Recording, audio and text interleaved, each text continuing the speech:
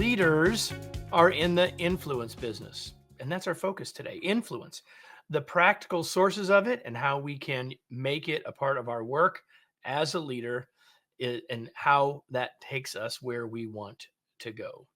I'm confident you're going to like where we end up today. Welcome to another episode of the Remarkable Leadership Podcast, where we are helping leaders grow personally, like you, to grow personally and professionally, to lead more effectively and make a bigger positive difference for their teams, organizations, and the world. If you're listening to this podcast, welcome.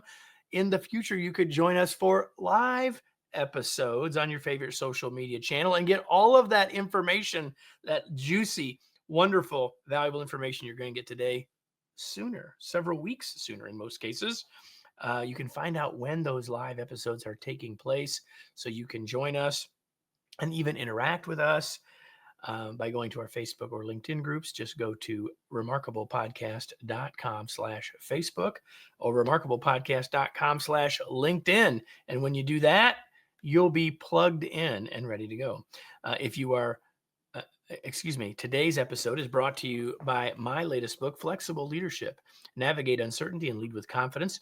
It's time to realize that styles can get in our way and that following our strengths might not always be the best approach. In a world more complex and uncertain than ever, leaders need a new perspective and a new set of tools to create great results for their organizations and teams. That's what flexible leadership can do for you, even in a complex and uncertain world. Learn more and order your copy today at remarkablepodcast.com/flexible. And with that, I'm going to bring in my guest, let him join me on screen. I'd say on set, but there is no set. His name is Jake Thompson. He is a leadership performance coach and the Chief Encouragement Officer at Compete Every Day, a brand he started in 2011 by first selling t-shirts out of the trunk of his car. More on that in a minute. He has spent more than a decade working with leaders and organizations worldwide on how to get better results for themselves and their teams. Through his entrepreneurial sales experience, client work, and research, Jake has built a proven CED framework that helps leaders improve their grit, productive habits, and leadership skills to create more positive influence in their organizations. He's the author of Lead Better Now, a practical guide to increase your influence as a leader, as promised today. He has been featured in Forbes, Inc. magazine. He hosts a podcast with over 2 million downloads and has directly impacted over 85,000 ambitious leaders. He lives in Dallas, Fort Worth, the Metroplex, with his wife, Alina, and their kids, aka rescue dogs, Sugar, Donut, Snacks, and Pop-Tart. There seems to be a theme about the dog names. Jake, welcome. So glad that you're here. Thanks for having me, Kevin. Yeah, it's funny. The last one, Pop-Tart's our puppy. He's about 1.5 years old, and he went without a name for a good 3+ weeks as we could not decide. I was trying to go off the sweets route, and my wife was like, we got to stick with the theme. So Pop-Tart is his name. Well, if it was a she, it could have been Little Debbie, I suppose. That could. Man, that's a good one to add in the mix for now. I could give you a list of what you need more if you need more dogs, Jake. Hey, listen, I'm so glad that you're here. We tried to do this earlier. We had a little bit of a delay, so it's been a while since I've read the book, but I'm excited to have this conversation with you. Tell us about the journey to a book. I guess we'll say, I'll ask this in two parts. Number one is, when you were a kid, you probably didn't think you'd be doing what you're doing now.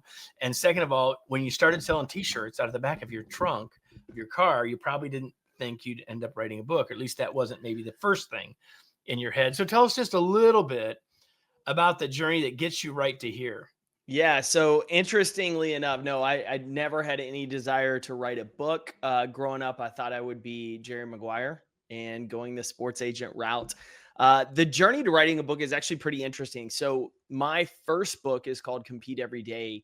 And I was told for years I should write a book.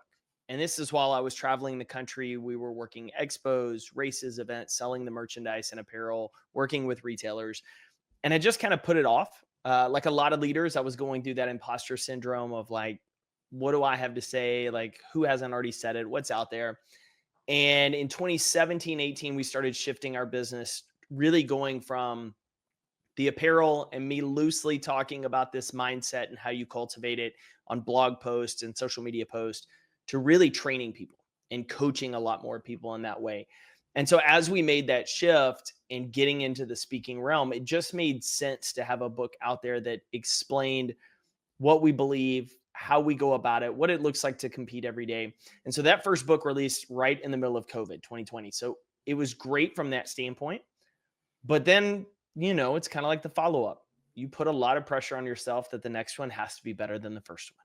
And Because you compete every day. Because you compete, right? Yeah. And so I struggled for a good 2.5-ish years of what's the next book about. Went down a few paths, didn't really get excited about it until the story that I opened this book with, when my wife walked in my office upset and just kind of devastated at what was going on in her career and not feeling like she knew how to lead. And she was the only one who didn't know how to lead. She'd never been taught it. And she was kind of in that drowning phase of leadership. And as we have the conversation, I'm like, oh my God, this is the book. This is the book. This is the same conversation I'd had with clients, but it's funny. It's kind of like parents, right? Parents will tell their kids the same thing over and over and over again. Goes in one ear and out the other. Some random person out there says the same thing and it clicks. And for me, I'd had these conversations with my clients, even though most of our work was focused on culture, on high performing habits, on mindset. This whole leadership concept kept popping up of struggles with training. And I was like, man, this is it. And so I just kind of dove into writing this book. And I tell people it's not as glamorous as you think it is. It's 500 to 1,000 words every single day until the first draft is done. And that's pretty much the process. Well, I'm glad that you wrote it. And as you know, from the title of our conversation, that I want to focus on influence, which is obviously one of the key words in the subtitle of the book. But before we go there, one of the things that you say early and often is that it has to be about leading self first. Why? I mean, ultimately, leadership isn't about us. And yet, who we are has a big impact on how we lead. And so say more about that from your perspective. Why leading self? Why do you see that coming first? I mean, how many of us have been in that spot within our career where the person is do as I say, not as I do? And how rough is that experience, right? It feels super hypocritical. It's not the best setup for us. And so we always feel hypocritical. It's like the definition. Very much. Right? And so you have to lead yourself, because what we're trying to do, right, when we're cultivating influence with others, is we're asking them, encouraging them, coaching them up to a new standard of excellence. And if we're not living at that standard, our words do absolutely nothing. The other aspect of that is it's, I would say, impossible to influence people by being just like them. Nobody looks at someone who's exactly like them and says, oh yeah, I want more of that. They look at people who are achieving more, who seem to carry themselves differently, who maybe aren't battling the same challenges they do. And so that requires us putting ourselves in a position to lead ourselves and continually grow in order to start to really earn that opportunity to influence others in the direction we want. Just the same, there's negative influences all the time, and we see that. But more often, that's when people don't lead themselves. And you see that almost cyclical within organizations, to where you have managers and leaders, and I use those terms very distinctly because you see them fail to lead themselves, and it's all talk and what you should do and the standards you should have. But those don't count for me. And so it creates that negative influence within the organization too. And so everything for us foundationally starts with the idea of competing with yourself, which is the idea of getting better than you were the day before. And then from there, you can start to do the things that actually help you cultivate positive influence, as we would say. So you mentioned just now the difference between managers and leaders. Describe that difference for us from your perspective. Yeah, from my perspective, management is task-oriented and it's role-specific. You have people that directly report to you. You're responsible to make sure that they get their tasks done. Leadership, though, is more of a mentality. And it's the idea that I want to help create other leaders. I want to cultivate more people. And so you have people that are great on the management side. They're organized, they can stick to tasks, but they struggle on the leadership side, which is the people side. They struggle having tough conversations. They struggle to give feedback in a way that actually coaches people up. They lack some of that EQ and curiosity. They're great managing. On the flip side, you have people with great leadership skills that are not in a management position. They do not have those direct reports. And in organizations, though, those people can still lead and influence others, even though people don't directly report to them. I think, some of my work has been as a fractional performance coach within some sales organizations. I don't have direct reports, but I'm still a leader within that organization of how am I coaching and developing different people, adding value to them and helping them do their work and honestly life more effectively. And so we see those differently. And I say that because a lot of people seem to believe once you're promoted into management, you're just automatically a leader. And you are perceived as a leader, but it is a very different skill set. And we see a lot of really good managers that are really poor leaders. And that creates issues over the long term of someone's career when they confuse their management skills with their leadership skills. So you mentioned something a minute ago, Jake. Very specifically, you said something about competing with yourself. And there's a lot in the book about that idea. I'd like you to dive into that a little bit more. What does that mean? What does that look like for me in my daily work as a leader? In what ways do I need to compete with myself? And what are some strategies that I could employ to do that? Yeah, so I'll step back before we dive into that to kind of paint a scene for everyone. We're in the process right now. My fourth book is getting ready to launch next year, and a lot of that basis is some of this conversation. Even though we get into it and lead better now and compete every day, but what the research shows, and more specifically, a very recent study in the last couple of years, showed that people who are intrinsically driven, they're driven to grow, to improve. It's them versus them. It's me versus me every single day. They fare far better mentally and even externally outcome driven, externally outcomes achieved, right? Goals achieved, Right. process, things like that. They fare far better than the people who are externally driven, the ones who are only driven by the money or the promotion. So the people who are like, hey, I've got to beat you, I've got to take you down, I've got to prop myself up. In the long run, those people perform less. Achieving in their goals, they perform more poorly when it comes to their mindset, their mental health, than the people who actually do the work of competing with themselves. In elite racing, the top performers in the world are intrinsically driven to compete and push themselves to see how much better they can do. The ones in the mid tier, not the best of the best, the middle ground, they're extrinsically driven to beat a competitor or someone else. So to set the stage with that, to show the research shows this idea of every day competing with your past benchmarks, your past records, your past comfort zones is what's most effective. And when we look into the definition of compete, it says to strive to gain or win something. And we often confuse the definition with me versus you and the outcome, the wins. But we know as leaders, we don't control outcomes in life. We only control our inputs. And that is that striving every day. So as a leader, waking up to say, how can I compete today is really asking myself, how can I strive to be a better leader? How can I strive to be a better spouse? How can I strive to be a more impactful person within my organization? Because at the end of the day, it's about our intentionality. You can't go through the motions and improve. You have to be intentional and purposeful in your movement. So as a leader, it's asking yourself, where am I not communicating more effectively? Like, which of my team members do I keep having to give the same advice to over and over again? Is it my advice or is it the fact I'm not asking them questions, right? Where am I not raising the bar? Where have I found myself comfortable, right? I feel like I'm just clocking through the motions. What is something I can do to improve how my team works, how I run meetings, how I handle client presentations or prospect meetings? These are just questions every day to ask yourself, to go into the day to be more intentional, to look for those rooms for improvement. And that's what it looks like, right? It's not this overly complicated formula. It's pretty simple, but simple doesn't mean easy to execute. And we get easily distracted. We get caught in just a rhythm of life, of going through the motions because life is so busy that we fail to be intentional with how we want to go about our day and intentional with where we look to improve. I want to highlight for everybody something that Jake, he didn't say it directly, but he implied it.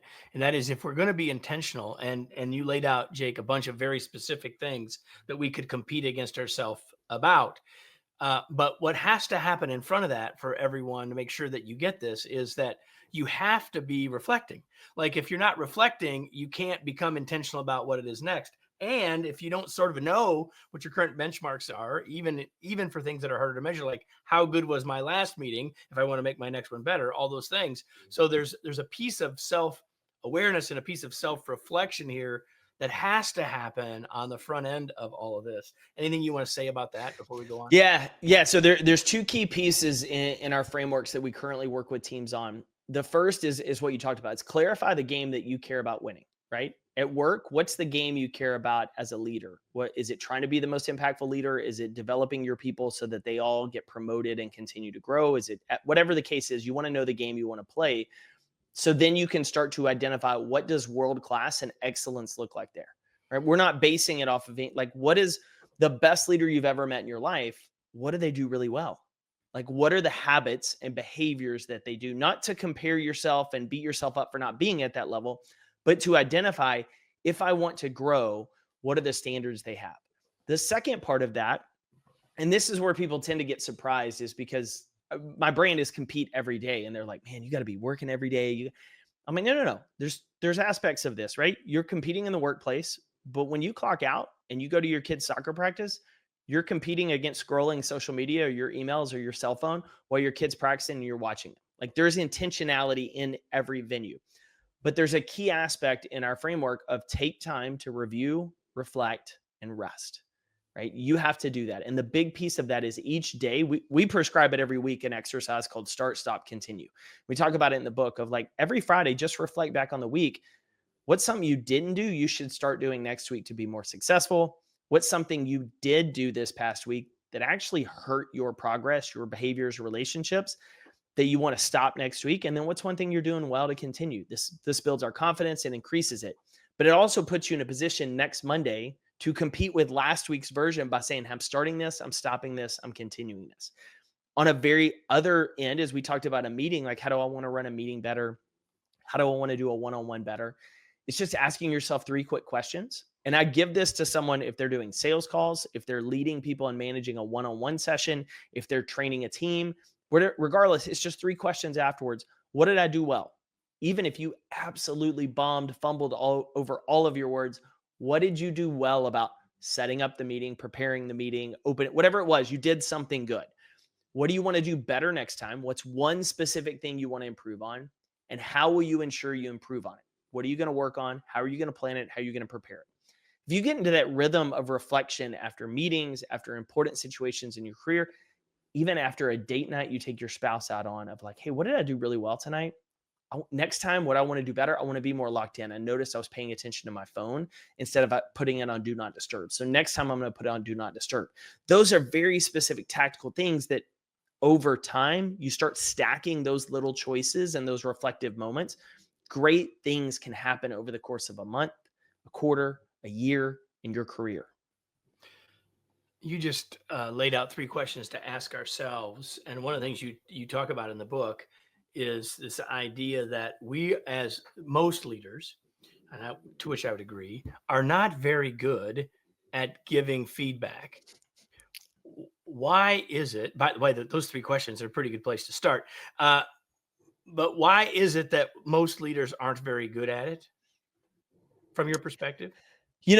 There's a couple of things. One, I think most of us haven't been trained on how to give feedback. I think that's a big one. I think another aspect I should say is kind of as a part B to that is most of us struggle to receive feedback because we attach our identity so closely to our work and our worth. And so anything that's a critique of how we work, we see as a critique of who we are. And so our ego is in full protective mode at that point. We get defensive, we make excuses, all of those things. The other aspect of it is most of us are just going with what we think or what we've been told, which is the crap sandwich, right? I tell you something good, I tell you the bad news, I tell you something good. And all of the research shows people either forget the bad and only focus on the good, or they forget the good and only focus on the bad. It actually doesn't work. What works more effectively is a seesaw. It's balancing the feedback. That means, Kevin, if I have something I need to talk to you about that you've not been meeting the standards or there was a mistake made, Yep. I need to also come to you with something very specific you're doing well. And this is where we miss the mark, because typically it's like, hey, the joke I always make is like, my wife can tell you 11 years ago when we were dating, something I said on one of our dates that she was like, I don't know if I can date and marry this guy. But she paints it like, we were on Dallas North Tollway at Frankfurt. We were at Mikosina. You just ordered a Mambo taxi. Then you said this. And I thought, oh my gosh, I can't I don't know about this. And I called my girlfriend. I talked to like, she can paint the picture beautifully, even though it's been over a decade. And we do that with our negative feedback. We can tell you exactly where you were, what you did, what time it was, all of the things. But when it comes to good feedback, we say, you're doing a great job. We're super vague. We're super broad. Great work. Keep it up. Versus, Kevin, I just want you to know I appreciate your consistency and your great attitude. I know sales have not been going your way. I know we haven't been able to close deals, but you're doing the right things. And I want you to know that I see it and I appreciate it. Like, that's a very specific point of positive feedback. And that's where we miss it, right? We try to soften it, right? We try to go around it. We try to do everything except balance it. And the one thing I'll say on that note is, as a leader, the most selfish thing you will ever do is withhold feedback because you're worried about hurting someone else's feelings. Because the fear is not hurting someone's feelings by giving them feedback that could help them improve. The fear is they're going to look at you differently from a social dynamic. Yeah. And you're more worried about yourself. I wrote about this just today. Well, it came out today, about the difference between being nice and being kind. Actually, to give people clear, specific feedback on what they're doing well and how they can improve is being extraordinarily kind. But being nice is, I'm afraid to say that. I'm afraid to how they're going to feel or how they're going to feel about me. And like, our grandmas told us to be nice, and there's nothing wrong with being nice. It's just that it's not the same as being kind. And we as leaders can give people very specific corrective feedback and do it in a kind way, and have it actually have a much better chance of success, right? Very much. Very much. The other thing I want to say about the sandwich, and I talk about the sandwich a lot as well. The other thing I would say is, for everyone is listening what Jake said, like, so often the positives on the outside of that sandwich are squishy and fluffy, just like the bread. Listen, the only reason people want to talk about giving that sandwich is because they really want to give the middle, because that's the kind of we don't order a rye sandwich. We order a corned beef sandwich. We order a ham and cheese sandwich. Like, we want to give the middle, and we think we should put something fluffy on the outside. Everything's got to be specific, clear, meaningful. Then we got a much better chance of success, right? Absolutely. Without a doubt. I mean, the beauty of it, right? If you think about a team member, think about being in your shoes. The only way we typically improve is through coaching and feedback, at which point we improve our reps. We get more feedback. We improve our reps. And the majority of people we see are waiting a quarter, if not a year, for feedback on how they can improve how they work, because we think it's got to be a formal sit down. But if we think we want our teams to work better, then why wouldn't we speed up not only our rate of feedback, but why wouldn't it be one of our core concentrations to improve how we give feedback? And here's the thing, all of your employees are different. All of your direct reports are different. Some people love hearing the very positive, specific feedback in front of their peers. Like, they really appreciate that. Some people, culturally, personally, their preferences, hate it. And so you've got to know your people to figure out what's the best way to let you know what I see and how I appreciate you. I think it's really important to praise peers in front of each other, because you're calling signals to what's important to our culture, what's important to our values. But at the same time, some of your team members are really going to hate that. And so getting to know, like, how do you best want feedback, both good, constructive should always be a one-on-one setting. You should never have some of those conversations where it could be embarrassing to the person in front of others, but the positive feedback, find out how they want to receive it so that it goes even further when you give it to them. And I would say that, to your point, when you want to use that as a way to signal for others, I've had people that I know what their first preference would not be for it to be in public. Yeah. But I'll tell them, listen, I'm going to share this about what you've done. I've already given them the feedback. Say, I'm going to share it again. Here's why I'm sharing it. You've now already heard it in a way, now in my head, because that's the way I know you'd rather get it. I'm going to share it again, but here's my intention in doing that. And I don't want you to take that incorrectly. I want you to see that as only positive, but make it focused more on what they did than who it was. If you're only doing it once, you're trying to do both those things at once. And that's when people get uncomfortable, right? Very much, very much. One of my coaching clients at a global company was talking about, he'd praise everybody publicly. And one of his team members was like, hey, listen, like, I don't want that. Like, I just tell me I did a good job one-on-one like this. And he was like, oh, and to your point, he realized like he was trying to do both, of like reinforce the culture and praise them, but she did not want that type of praise. And so he talked about, okay, cool. I'm going to look for other people doing the same thing that I know love that I can tie in.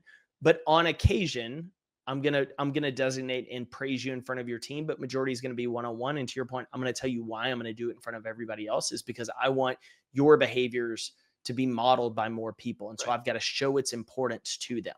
So yeah, I love that from you, Kevin. So we've had a conversation that I titled being about influence, and yet we haven't used the I word very much. And yet, if people have been paying attention, the whole conversation has been about influence. But before we sort of go into the last segment of this conversation, Jake, is there anything else that I missed or that you really want to say about influence specifically before we start to wrap up? Yeah. So influence is kind of that outcome that we don't, we cultivate. It happens. It's kind of like planting seeds for crops. My grandparents were farmers out in West Texas, dirt plains of West Texas, as I laugh. And you think about them, their responsibility was to work the land, prepare the soil, plant the seeds, water the seeds, fertilize, try to get sunlight, but they didn't control the harvest. They didn't control how big it was. They didn't control when it came up. They had ideas. Our influence is a lot like that.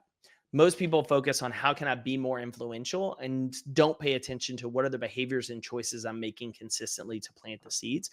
And one of the ones that I feel like we often overlook is the importance of relationships and making relational deposits. And we talk about it in the book in great detail, but your people don't care until they know you care. And if you care about them and you show them appreciation and you show feedback, then you're sending signals that you're valued here, that you're a person and not a number on payroll, that you're part of a team. And the research is crazy because between 2021 and 2023, across a few different industries, 70% of people who left their job without another job in hand did so because their manager failed to give them feedback or appreciate them. That's They fired their boss. Yeah, they fired their boss. But that's a solvable problem. And everybody that does HR or finance right now listening to this is like, oh, I know how much that cost. Like that's a huge number because of replacing them and recruiting and everything else. And so knowing that, the first step to all of us, after you lay the foundation of leading yourself, the first step is making investments in knowing your people. Once you do that, that's where you really start to cultivate that influence because you're living at a different standard. You're telling people, I appreciate you, I value you. And now when you start to give feedback, now when you start to do the other things we've talked about, they're going to be more receptive to it because they know you care versus you're just trying to drive me forward to make more money. Speaking of relationship, the last couple of things in this conversation are more relational in nature. And the first of those is, Jake, what do you do for fun? I've got a couple. Movies are a big deal in my household, mainly because it's one of the only places I can kind of unplug my brain. My ADHD brain's always running. I'm always thinking of ideas. I don't even escape it sometimes at the movie. But my wife and I love to go to the movies once or twice a month on a date night. We'll do dinner where we can talk, and then we'll go to a movie. The other thing I just love. So you can talk for a while, then you're not talking while you're watching. We talk for a while. Like you want to have those conversations because if you just go to the movie, like you're not really getting that face-to-face time. And so we'll do dinner and then go. But the other one, I just love being active. Like I work out 5 to 6 days a week. I love signing up randomly for races or events just to challenge myself physically. But that's what I love to do for fun. And then the last, if my wife had a vote, we'd just travel more. The more dogs, the harder travel becomes. That is the problem. So the only thing you knew I was going to ask you is this, what are you reading these days, Jake? So I got 2 going simultaneously. Typically I have an audiobook for when I walk, when I travel, and then I have a physical book as well. So my physical book actually sitting right here on the counter. It's called Better Small Talk. I struggle with small talk sometimes, which ironically, you would think I wouldn't because I have to do a lot of it with my work, but I want to have better conversations. And so I'm reading Better Small Talk audiobook right now. I'm really enjoying Ryan Leake's How to Work with Complicated People. I actually made a recommendation. I see you on there, Jonathan. Thanks for chiming in and watching today. I made the recommendation to one of Jonathan's peers the other day as a great leadership book about how to work with complicated people. And I think Ryan Leake did a phenomenal job with it. We'll have the links to both of those in the show notes. We'll also have the link to Jake's book, Lead Better Now. I'm going to hold this up, Jake, while you tell people where can they go to learn more about you, the book, where do you want to point people? And I'll just hold this up for a sec. Yeah, so easiest place is probably going to be competeeveryday.com. You can find both our books, my podcast. You'll see even some of the merch that we started with way back in the day is still around. But then from there, you'll find a lot of my speaking information as well if you're interested in learning more. Best place on social is right here where Kevin and I connected is LinkedIn. You'll find me obviously tagged in this post. If you're listening later, Jake Thompson Speaks on LinkedIn and Instagram are my two most active, I will say, channels. There you go. So before I bid goodbye to Jake and all of you, I've got a question for all of you. If you've been here before, you know what I'm about to ask you. Here it is. Now what? What will you do as a result of this? Listening is wonderful, watching is fine, but what matters is what you will do with what you learned. So, if you're like me, you took some notes. Maybe you took some notes about the feedback sandwich. Maybe you took some notes about that last part as we talked about relationships. Maybe there are specific things you want to do in terms of how you will compete against or with yourself.